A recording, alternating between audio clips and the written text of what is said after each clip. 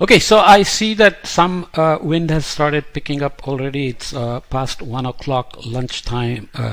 The diurnal cycle is back, so I closed the screen, but winds may come from the other room. Let's see. So far, so good. Okay, so let's continue this and look at the recorded, observed climate impacts on ecosystems and human systems. This was done slightly differently under AR5 with physical systems, biological systems, human managed systems, and so on. And a map was provided to show that all regions of the world, of the planet, including the polar ecosystems, were affected. Here it's graphically depicted a little bit differently. So observed impacts of climate change on ecosystems. So changes in ecosystem structure, terrestrial, freshwater, and ocean. Species range shifts. As warming happens, species shift. Ecosystems do not shift, as you remember. Some are more generalists and they can move with temperature, precipitation change, humidity change, and so on. Some are sedentary specialists and they don't move. So ecosystems get fractured, and then species can move. So again, terrestrial, freshwater, and ocean.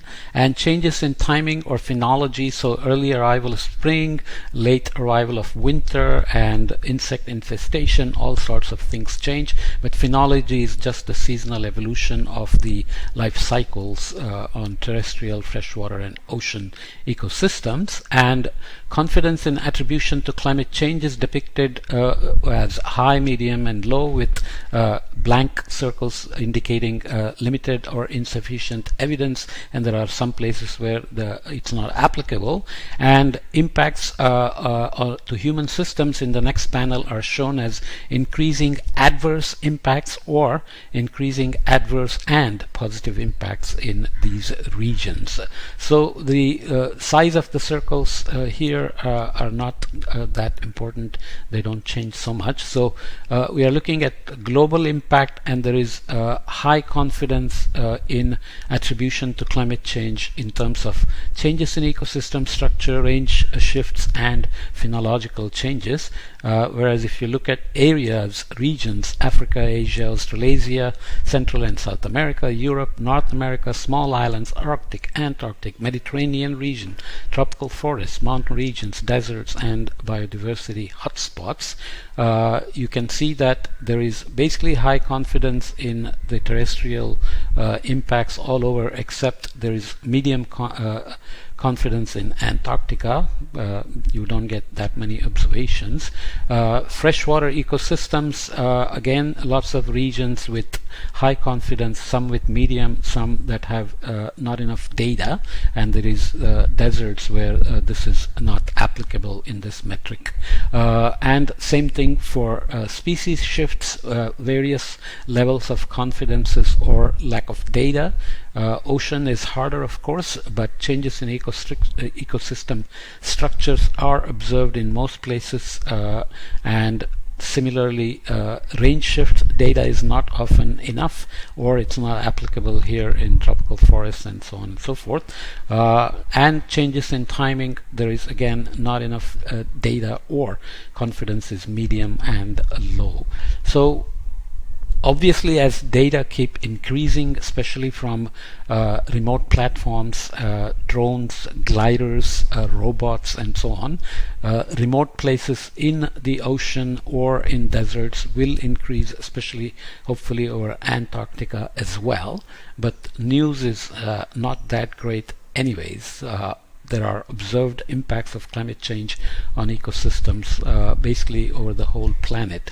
Observed impacts of climate change on human systems. So we are looking at water scarcity and food production, health and well-being, and impacts on cities, settlements, and infrastructure. So water includes quantity, quality, and access, so groundwater and so on and so forth. There are details of physical access, economic access, and so on, which are not discussed here that much. So looking again at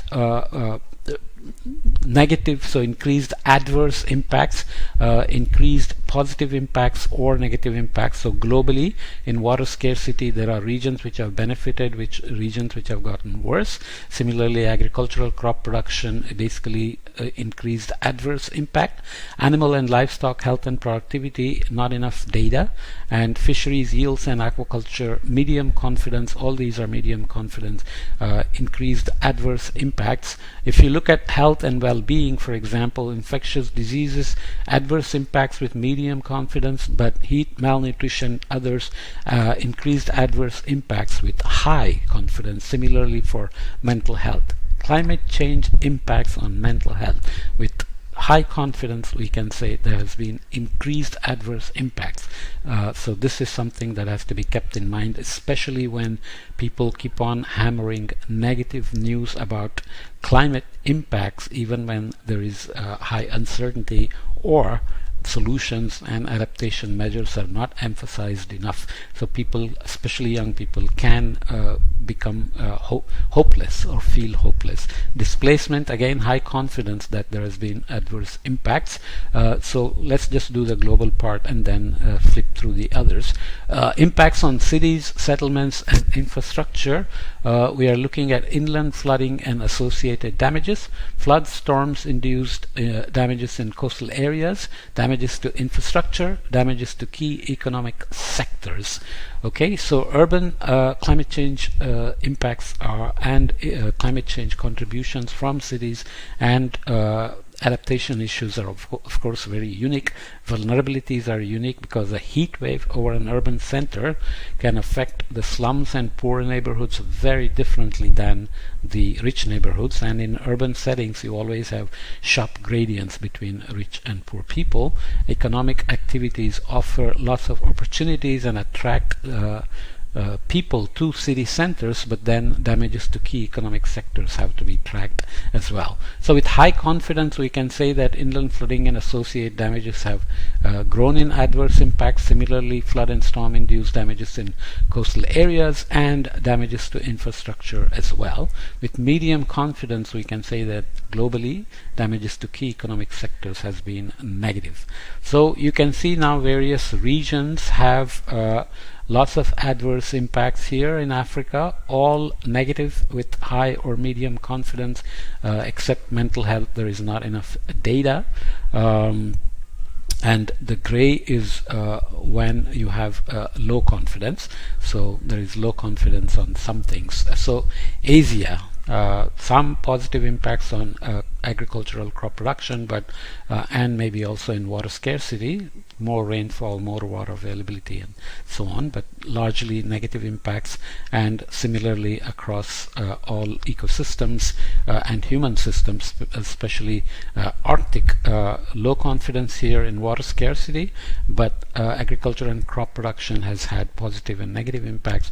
Animal and livestock with high confidence has increased adverse impacts and so on. Okay, so again, entire planet has recorded climate impacts on ecosystems and on human systems, so as before, but some have increased confidence now and some have increased adverse impacts, adverse outcomes, and there are some winners and losers as usual. So we always have to track those because climate action may get impacted by whether a particular region is suffering or if it thinks it's going to benefit from global warming. As we said repeatedly, I have mentioned this, if regions like Siberia warms and becomes more agriculturally productive, or if there are greening of Sahara, for example,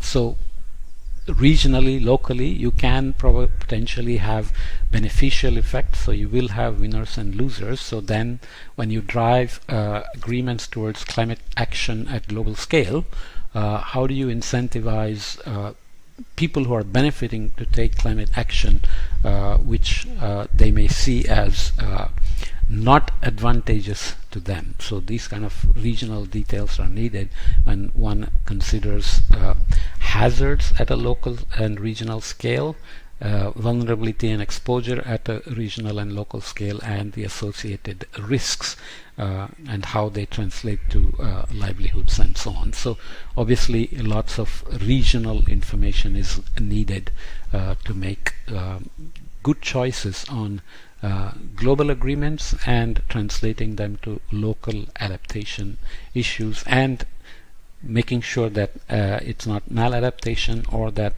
adaptation is not counteracting mitigation efforts, and so on. So a lot of details there.